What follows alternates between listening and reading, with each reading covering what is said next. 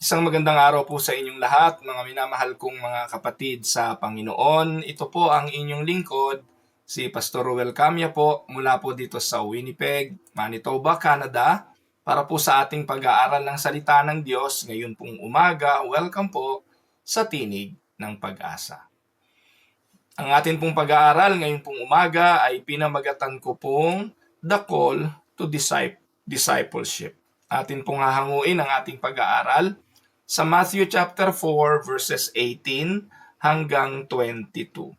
Samahan niyo po ako at atin pong basahin ang mga talata. As Jesus was walking beside the Sea of Galilee, he saw two brothers, Simon called Peter and his brother Andrew. They were casting a net into the lake, for they were fishermen. "Come, follow me," Jesus said, "and I will send you out to fish for people." At once they left their nets and followed him. Going on from there, he saw two other brothers, James, son of Zebedee, and his brother John. They were in a boat with their father Zebedee, preparing their nets. Jesus called them, and immediately they left the boat and their father and followed him. Pagpalain ng Panginoon ang pagkabasang ito ng kanyang mga banal na salita na sa araw na ito'y ating pagbubulayan.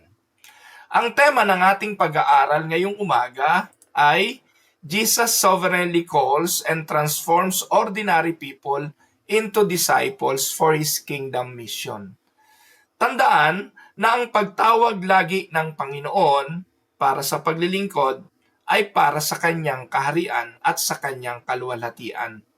Seldom we see in the scripture na tinawag ng Diyos ang tao para gawing sikat, para gawing mayaman, para gawing popular, o maging isang maimpluwensyang tao. Those are just product, I guess, of being a good follower of Christ. Bilang mabuting tagasunod ng Panginoon, naniniwala po tayo na ang Diyos naman ang nag-e-equip kapag kanyang tinawag. Siya ang nag-e-empower, nagbibigay ng kapangyarihan kapag naging masunurin tayo sa kanyang pagkatawag. Sa mga talatang ating binasa, ito yung mga early followers of Jesus, mga early disciples. At dito, ating makikita ang unang 4 na disipulo na tinawag ng ating Panginoon. So again, the theme of our topic is Jesus sovereignly calls and transforms ordinary people. I would like to give reiteration to that. In a world of influence, in a world where influence is often measured by fame, by power, or charisma, Jesus, the Son of God, He began His earthly ministry by calling not the powerful, but the humble fishermen. Kapag ang tao ang pipili ng magiging leader, nang siyang mangunguna, ang ating unang tinitingnan ay ang kapasidad ng tao, ang kanyang influence, yung kanyang charisma, yung kanyang kagalingan, yung kanyang resume.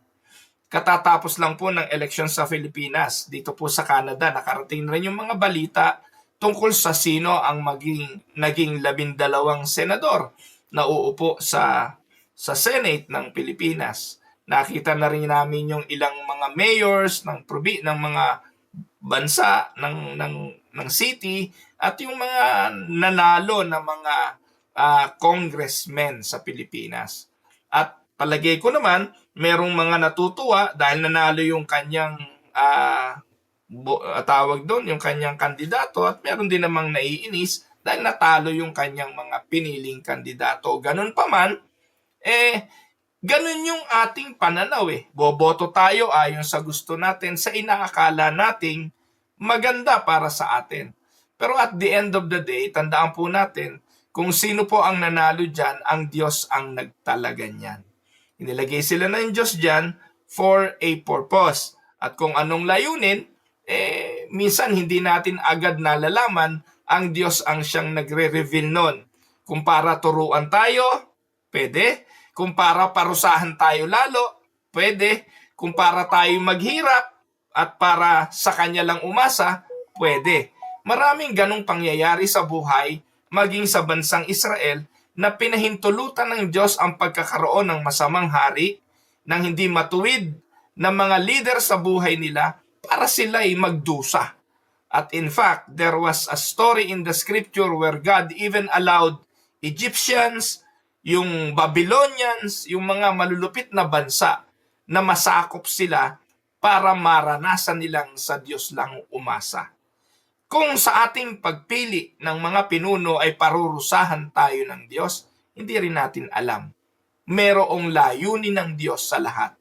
Ang importante, tayo bilang mananampalataya ay patuloy na umasa at magtiwala sa Diyos. So balik tayo sa ating pag-aaral. Jesus chose His first 4 disciples not on the basis of their charisma, not on the basis of their fame, not on the basis of their influence, but on His personal call for them to the ministry, because Jesus knew that there was something about these people that will enable them to be the kind of disciples that He wanted them to fulfill.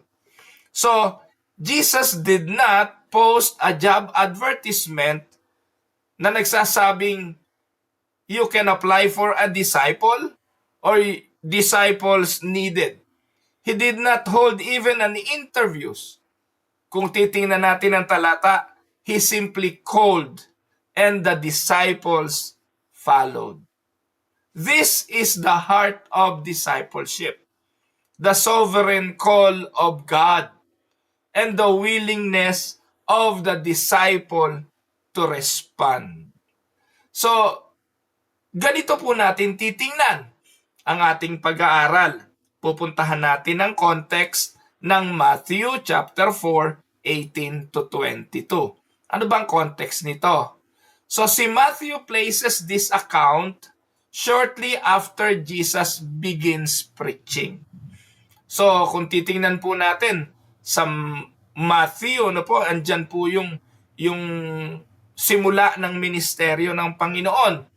At nung nagsimula na si Jesus na mangaral, tumawag na siya ng kanyang mga disipulo. Mababasa natin to sa Matthew 4:17. Repent, for the kingdom of heaven is at hand. Yan ang unang mensaheng lumabas sa bibig ng Panginoon when He started His ministry. Repent, for the kingdom of heaven is at hand. Now, Jesus begins gathering disciples not to form a crowd of admirers. Hindi siya bumuo ng mga disipulo para siya'y itaas, itanyag, at para dumami ang kanyang mga tagasunod at dumami ang pwedeng gumiba at tumalo sa Roman empires. No, He did not intend to form an army to topple down the Roman government. But He decided to form a community of followers who will be trained and sent out for mission. Ito po ang layunin. Ang isang misyonero na kung saan mangangaral at magdi-disciple pa para makapangaral din ng iba. So this passage serves as the beginning of Jesus' discipling ministry, where He calls the first 4 disciples, si Simon Peter, si Andrew, si James, at si John. Now, para lubusan natin itong maintindihan, isa-isahin natin at gagamitin natin again ang expository form of study. So, let us expose the text. Exposition of the text, verse 18 to 19. Ano po ang sabi? Sa verses 18 to 19, makikita natin yung the sovereign call of Christ. Naniniwala po tayo na kilala ng Diyos ang lahat. Amen po ba? Bago pa likhain ang sino man sa atin, nasa sinapupunan pa tayo ng ating mga magulang. Ang sabi ni David, siya ang humubog sa atin mula sa sinapupunan. Po. At dito po, sa pagtawag ng Diyos, meron na po tayong mga espesifiko na gagampanan ayon sa layunin ng Diyos. Naniniwala po ba kayo na God created you for a purpose? Nilikha tayo ng Diyos sa layunin at ang layunin yon ay bigyan siya ng kaluwalhatian. Hindi po naman ibig sabihin na malaki ang ginagampanan mo sa kaharian ng Diyos, ikaw lang ang makapagbibigay ng kaluwalhatian. Hindi ganon.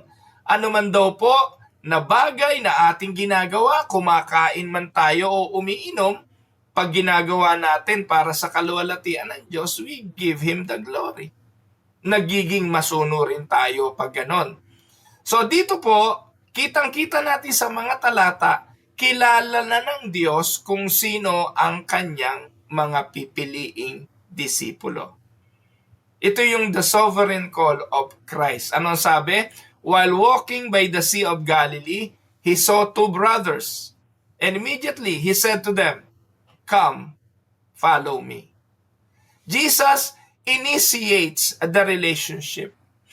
Laging ganon, no? Huwag niyo pong iisipin na ang tao ang nag-initiate ng contact sa Panginoon. Wala po akong nakita sa Bible na ang tao ang humanap sa Diyos. Kung meron kayong nakitang ganon, praise the Lord. Pero hindi po ganon kasi ang theology ng Biblia when it comes to seeking God. Ang kalagayan ng tao sa Romans chapter 3 verse 10 at Romans chapter 3 verse 24 ay nagpapakita sa atin ang katotohanan na ang tao'y walang kapasidad na hanapin ang Diyos. Sa pagkakasala ng tao, namatay ang kalagayan ng tao sa espiritual. At dahil patay ang espiritual na kalagayan ng tao, ang kanyang espiritu hindi kailanman hahanapin ang Diyos. Yan po ang sinasabi ng Roma chapter 3 verse 10. None is righteous, none, not even one. No one understand, no one seek God, because all have sinned. So ang linaw naman ng talata, walang matuwid, wala kahit isa, lahat ay nagkasala, walang nakakaunawa, walang naghahanap sa Diyos. To give you some example ng mga nasa Biblia na naging very, evident yung impact na po ay si Sakeo. Itong si Sakeo, ang turo ng marami, si Sakeo ang naghanap kay Jesus. In fact, umakyat siya sa puno ng sikumoro para makita si Jesus. Well, anyone can have that curiosity to see who is coming. Nagkakagulo mga tao. Meron silang pinagkakaguluhan. Sino ba ito? Because of his curiosity, dahil si Sakeo'y unano, hindi niya masilip kung sino yung dumarating. Hindi naman common na merong pinagkakaguluhan ang mga tao nung panahon na yon. So what he did, he went up the sycamore tree to see who is that person. Pero hindi po yon patunay na he was seeking for God. Hindi yun patunay na he was seeking for his salvation. Wala pong ganong sinabi ang Bible. In fact, nang napatapat na si Jesus kay Sakeo, makikita natin na all the while it was God who is seeking Zacchaeus. Pagtapat niya kay Sakeo, ang sabi ni Jesus, "Bumaba ka, Sakeo, tutuloy ako sa bahay mo."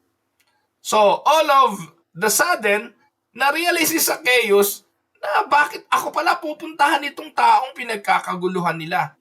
Bakit kaya?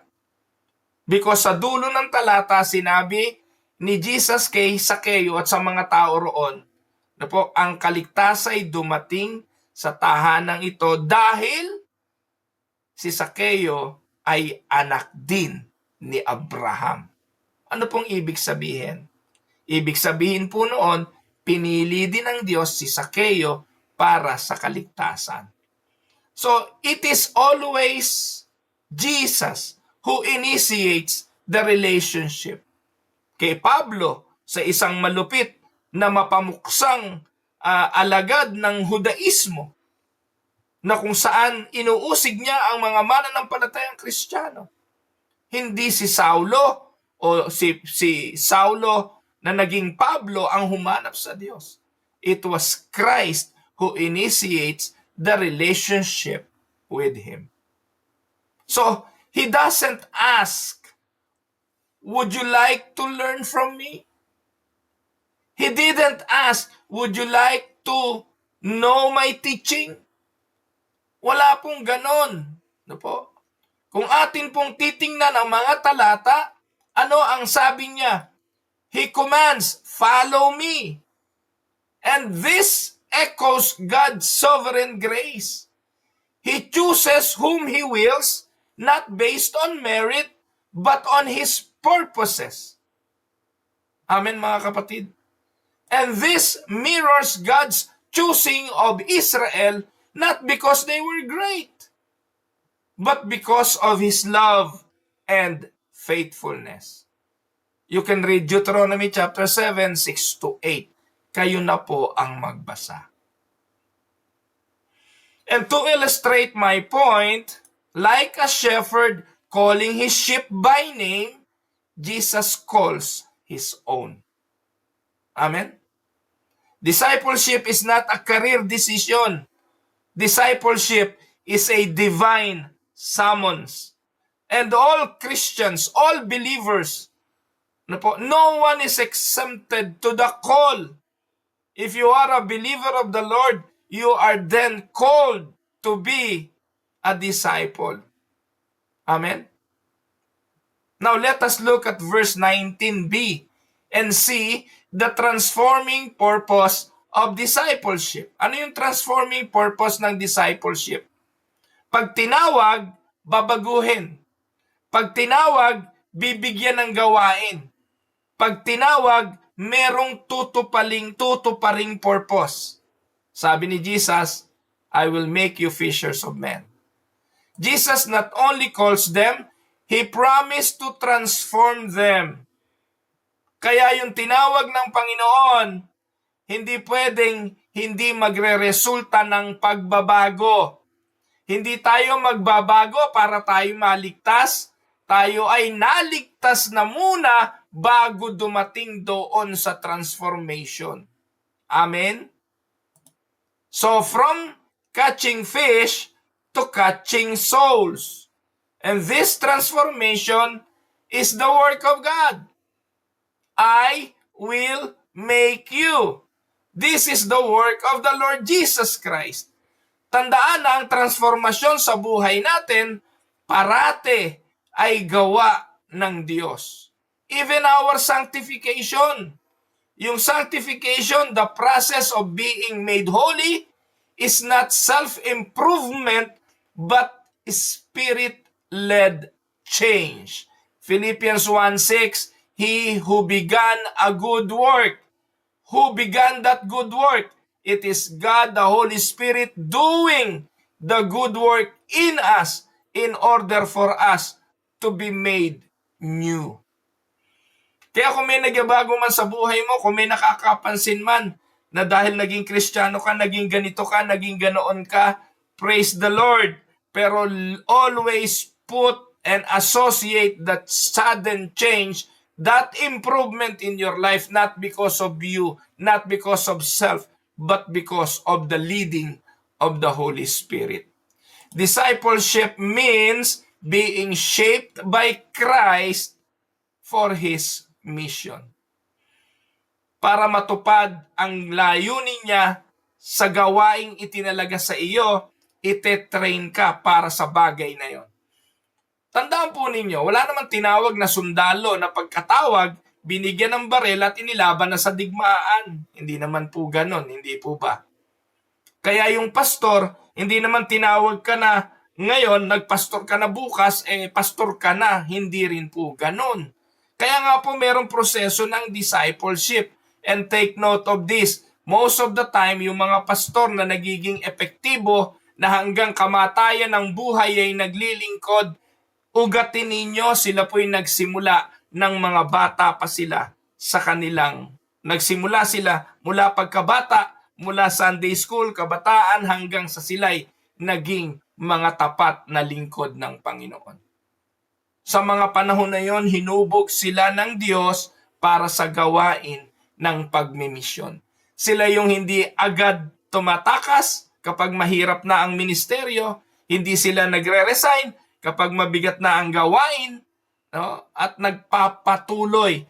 At ang pakiramdam nga nila, ang retirement lang sa ministeryo ay kamatayan. Amen? And to illustrate this, na po, a lump of clay does not mold itself into a vessel. Yung putik, kapag walang huhubog, hindi naman yan mabubuo. Yung palayok, kahit ilagay mo yan sa hulmahan ng gawaan ng palayok, kapag walang kamay na humipo dyan sa putik na yan, hindi yan magiging palayok. The potter must shape it. Likewise, Jesus shapes disciples for gospel ministry. Sabi ng Isaiah 64 verse 8, "Yet you, Lord, are our Father. We are the clay. You are the potter. We are all the work of your hand." Can we say amen?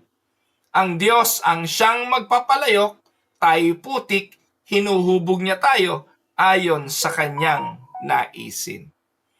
So ngayon, ito yung transformation, Kapag tinawag, babaguhin at ito ay magta-transform.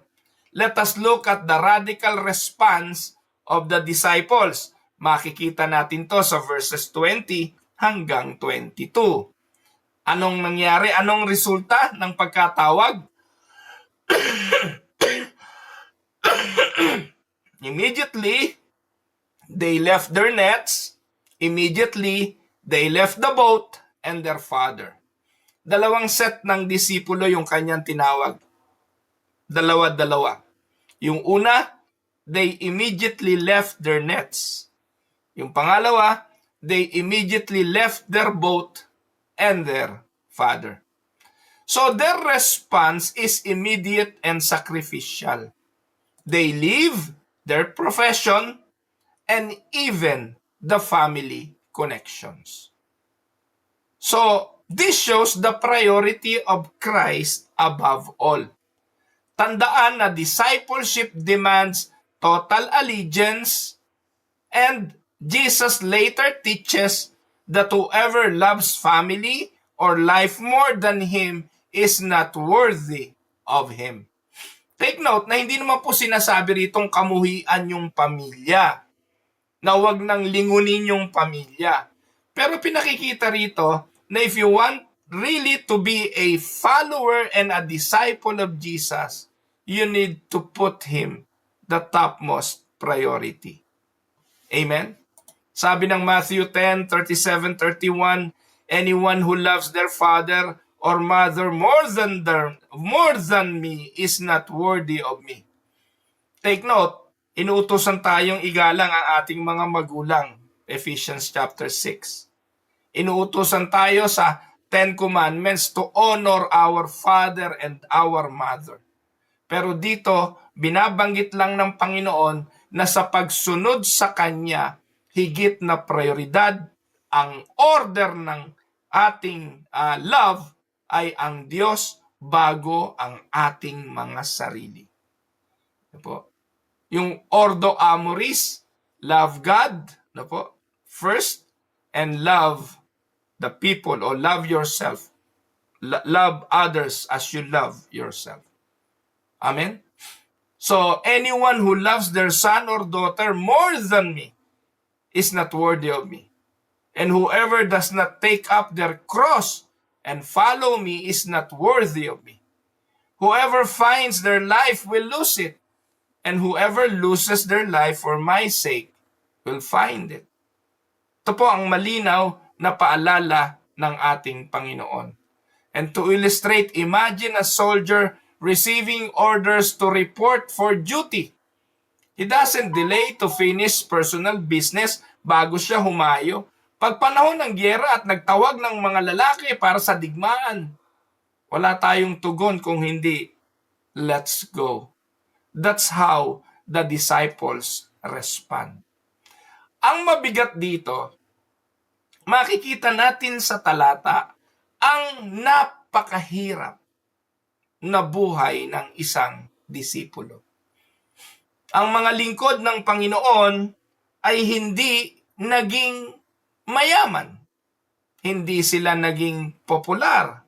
In fact, ang kanilang mga naging buhay ay buhay din ng Panginoon na naging puno ng pagdurusa, ng persecution, at walang disipulong namatay ng masarap na kamatayan. Sa bagay, wala naman sigurong masarap na kamatayan talaga, no? Marami sa atin na nag-inip o nangangarap na pag tayo namatay, natulog tayo, hindi na tayo nagising eh. Pakiramdam natin, yun yung pinakamasarap na kamatayan. Pero basically, wala namang masarap na kamatayan sapagkat ang kamatayan ay separation. Separation sa mga mahal sa buhay, separation sa mga minamahal at ginugusto natin dito sa mundo. Pero kapag nandun na tayo sa kabilang buhay sa Panginoon, hindi na natin naiisip pang balikan ang mundong naririto ngayon. Yun ang masarap doon. But to make the point straight, nakikita natin na ang mga tinawag na ito ng Panginoon ay iniwanan yung mga bagay na kanilang sinasaligan. It requires something. Why is being a disciple so difficult? Sagutin natin ang tanong na ito. Why is being a disciple difficult? In contrast sa mga pastor at mga naglilingkod sa Diyos ngayon. Ngayon, yung mga pastor ayaw na nang mahihirapan eh. Ngayon, yung mga pastor, ang unang tanong eh, ano ba ang aking pakinabang dyan? Magkano ba bigayan dyan? Magkano ba sweldo dyan? Kapag napadistino nga sa medyo maliit-liit na simbahan, naghihimutok eh. Kasi ang gusto niya, may pabahay, may pakotse. Dito po sa Canada, hindi po uso yan. No? Hindi uso rito ang parsonage. Wala pong bahay pastoral dito eh. Wala din pong pakotse. Ewan ko po, yung iba, napakapalad noong mga nakatikim ng pakotse, pa-housing allowance, retirement benefits, at mga ganon.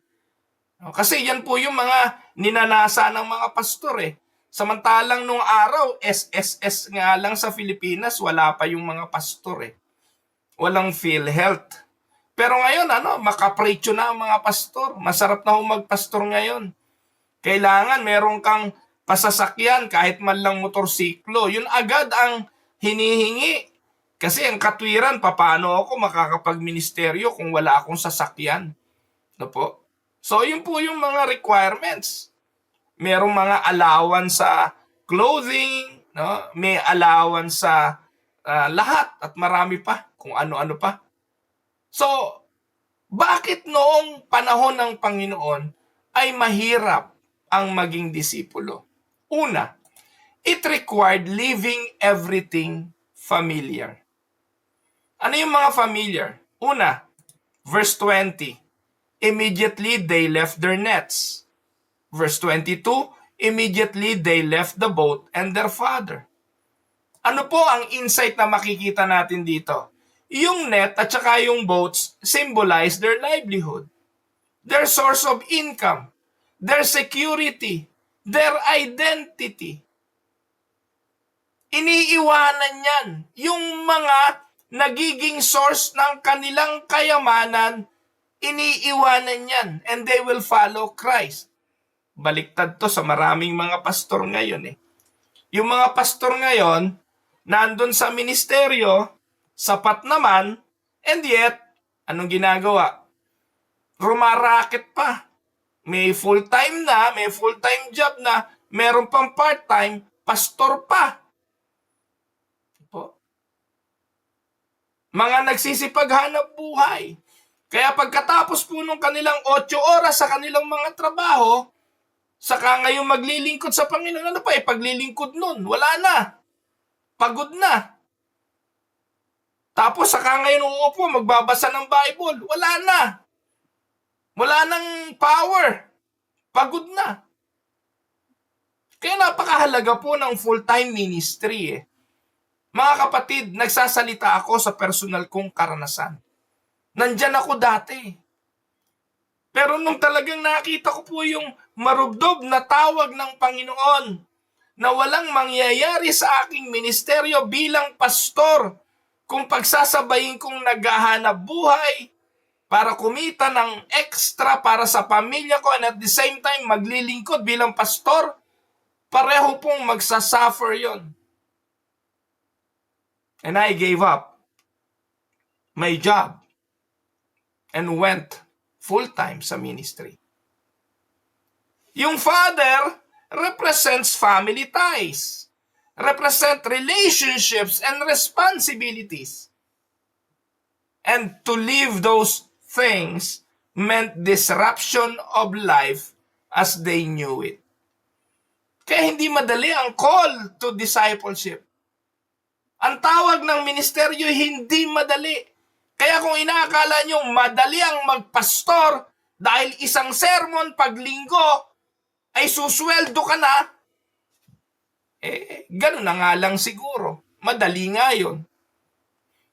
Yung gumawa ka ng isang sermon pag linggo, naku po, pag ganun lang ang ginagawa ni pastor nyo, tama na nga ron ng 2,000 isang buwan.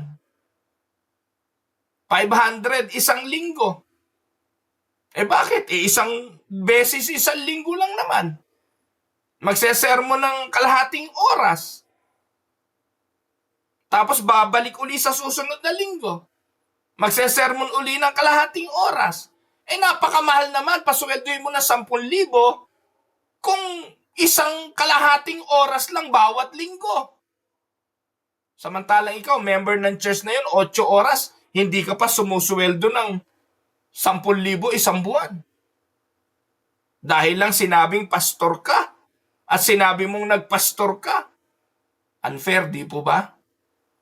Pero kung tutugon talaga sa tawag ng disipulo at pagiging pastor, mga kapatid, hindi ito madali. Hindi ho madali ang magpastor. Kaya if we are going to put it in application, discipleship means leaving the comfort zone, breaking from old patterns like jobs, relationships, or plans that may hinder total obedience to Christ. And that's never easy. Alam niyo mga kapatid, ito, ang pastor, wala kang karapatan na magplano ng personal vacation mo. Wala kang plano na magplano para sa pamilya mo. Hindi ko po sinasabi na hindi ka naman dapat magplano. Pero I would like to tell you this. I've been a pastor for 40 years.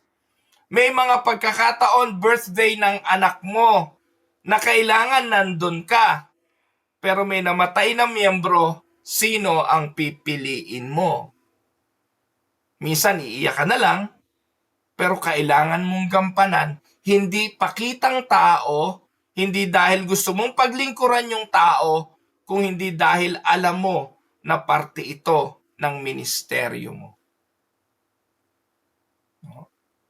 At ang lagi na lang nating katwiran, yung pamilya mo maiintindihan ka. Yung mga miyembro minsan, hindi naman makaintindi eh. Kaya hindi madali ang magpastor. Amen? Wala kang karapatang magkasakit eh. Parang ganun, ano po? Now, ano pang reason why discipleship is difficult? Second, it required immediate costly obedience. Immediately, they left. There was no time to delay. No time to discuss or negotiate. Natatandaan niyo po ba? Merong lalaking gusto ring sumunod sa Panginoon. Sabi ng Panginoon, tara. Ang sabi ng lalaki, pwede po ba? Lilibing ko muna tatay ko. Ano sabi ng Panginoon? Let the dead bury their dead. True discipleship involves immediate surrender, even when the cost is not fully understood. In application, we often want to follow Jesus on our terms, but He demands full submission, not partial or delayed obedience. Because delayed obedience or partial obedience is disobedience. Amen? Don't follow Christ based on your terms.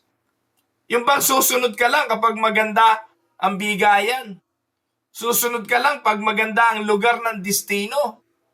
Susunod ka lang pag merong pakotse? Merong pastoral house? Di ba ganon ang madalas? Kawawa naman yung iba. Kawawa naman yung maliliit na churches na walang parsonage. Yung maliliit na church na walang pasasakyan. Yung mga mission point na ayaw puntahan ng pastor. Dahil alam nila, pag doon sila, walang pakinabang. But the true discipleship, take note, involves immediate surrender. Pangatlo, it involves an unknown future. Sabi ni Jesus, verse 19, "Follow me, and I will make you fishers of men." Parang napakalabo, ano po? Kasi yung being a fishers of men, that is something new for them. That is a new territory for them.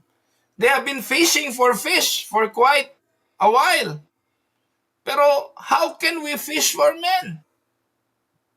It involves an unknown future. Pero kailanman hindi ka magiging epektibong disipulo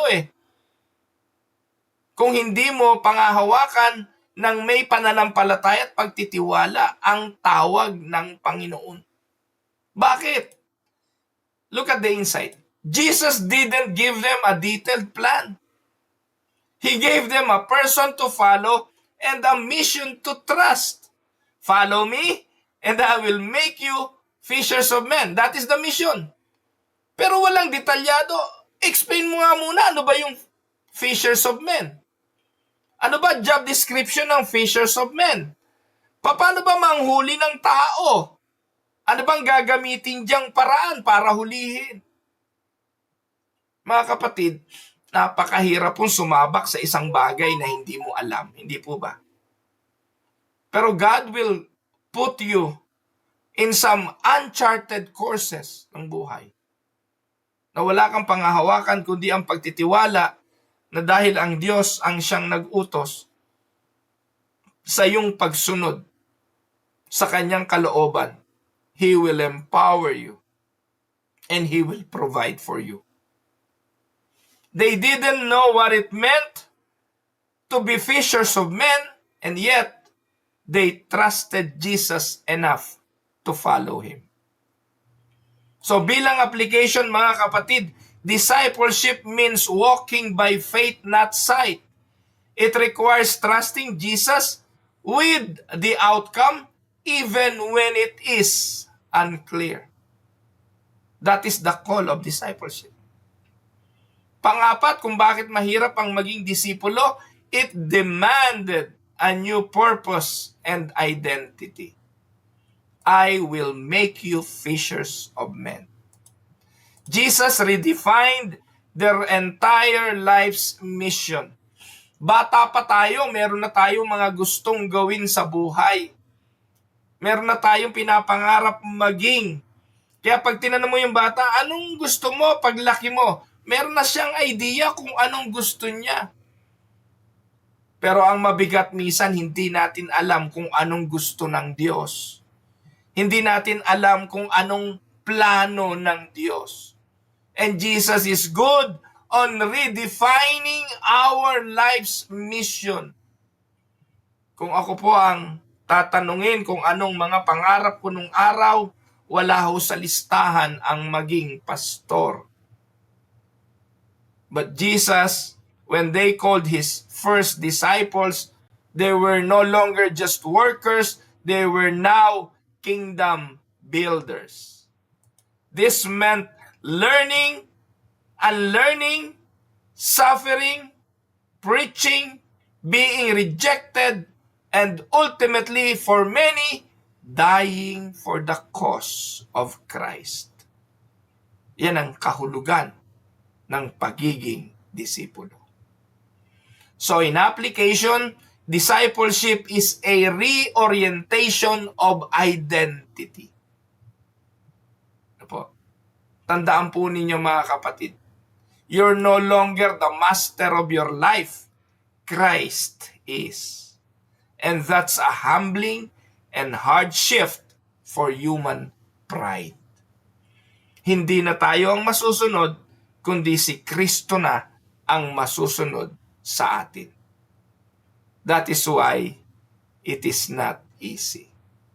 It demanded a new purpose and new identity. Panghuli at panlima, it meant living without full understanding. Ito po ang pinakamahirap eh. Yung papuntahin ka sa isang bagay na hindi mo tiyak. Ipadala ka sa isang lugar na ikaw ay estranghero. The disciples didn't yet fully know who Jesus was or what it would cost them. They would learn this over time. But they still followed. Amen? So anong application nito? Many today want to know all the answers before committing. Nabanggit ko na kanina yan. But true discipleship begins with faith and is shaped by obedience over time, not full comprehension from the start. Amen? Now, here are some related texts on the difficulty of discipleship. 1. Luke 14:26-27. Ano sabi diyan? If anyone comes to me and does not hate his father and mother, and even his own life, he cannot be my disciple. Naipaliwanag ko na po yan kanina. Di naman po yan literal na kamumuhian mo eh. Ang point na ibinibigay dyan po mga kapatid, you will love God more compared to loving your siblings, your family, your parents. Pangalawa, Luke 9:58, the Son of Man has nowhere to lay his head. Ang anak ng tao, wala man lang mahigaan. Buti pa nga raw yung mga asong gubat may lungga. Pero ang anak ng tao ni unan wala. Look how difficult it was. Third, Matthew 10:38-39, whoever does not take his cross and follow me is not worthy of me. So discipleship is free in terms of grace, but costly in terms of commitment. Ulitin ko, discipleship is free in terms of grace, but costly in terms of commitment. Amen? Now, here are the summary why discipleship was not easy. Living comfort, yan ang mga reasons eh. Immediate surrender, uncertain future, new mission, and limited understanding. Ano ang mga description yan? Living comfort, give up your job, your boats, your family, no delay or excuses, no clear plan, only a person, shift from fisherman to evangelist, followed without full knowledge, and ano ang mga verses? Verses 4 ng Matthew, 4:20-22, Matthew 4, yan po yung mga verses na yan.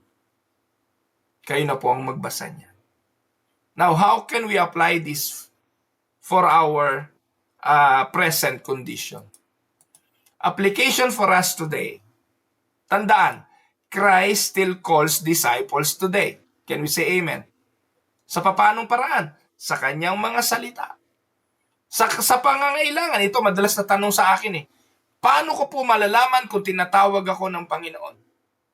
You will be burdened. Your heart will be burdened by the needs. May makikita kang pangangailangan at alam mo na ikaw ang makatutugon. Makikita mo yung pangangailangan na walang gumagawa. Malaman mong tinatawag ka sa gawain yun dahil alam mo na pwede ka doon at kaya mong gawin yon. At pag tinawag ka sa pamamagitan ng mensahe at ng Espiritu ng Diyos, you will respond. Take note, pangalawa, discipleship is not a hobby. Na kung kailan mo gustong sumunod, pwede. Kung kailan mo gustong magpastor, pwede. Kung ayaw mo na, hindi na. Naku, ang daming ganyan eh. Pag siya nasusunod, at yung kanyang kagustuhan nasusunod, gusto niya magpastor. Pero pag hindi na nasunod yung gusto niya, wala na, retired na daw. Maraming ganun eh. Pero tandaan po ninyo, discipleship is a life-altering call. It will alter your priorities. It will alter your relationship. It will alter your mindset. It will change you completely. So following Jesus involves leaving behind idols, comforts, and self-rule. Tandaan ninyo mga kapatid, napakaraming mga bagay sa buhay ng disipulo ang dapat masakripisyo. Kung tutugon ka sa tawag ng ministeryo at ng pagpapastor, tandaan mo, ihanda mo ang sarili mo sa maraming mga pagsasakripisyo. Pangapat, Jesus transforms ordinary people into instruments for His kingdom. Tandaan, madalas ang isa sa dahilan kung bakit marami ang ayaw magpastor, sasabihin nila, hindi ko kaya yan eh. Hindi ako qualified dyan. Tandaan po ninyo, ang unang tinawag ng mga disipulo, they were ordinary people like you and me. Amen? Now, reflection questions para sa mga Bible studies at mga small group ninyo. Have you heard the call of Jesus into your life? Are you following Him wholeheartedly or merely observing Him from a distance? 2.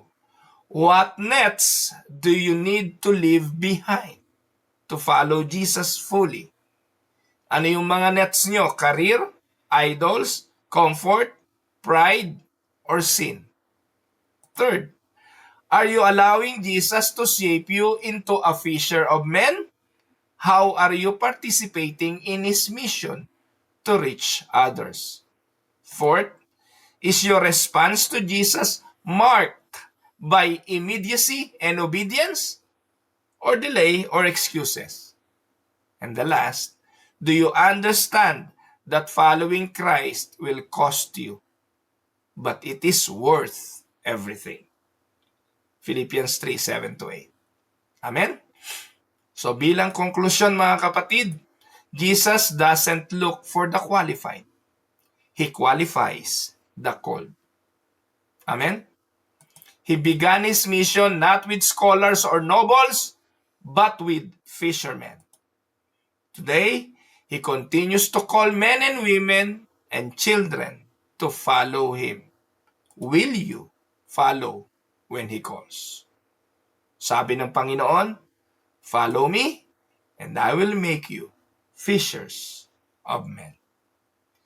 Pagpalain po kayo ng Panginoon. Ito po ang inyong lingkod, si Pastor Ruel Camia po, mula po dito sa Winnipeg, Manitoba, Canada, para po sa ating pag-aaral ng salita ng Diyos ngayong umaga, dito po sa Tinig ng Pag-asa. Magandang araw po sa inyo mga kapatid.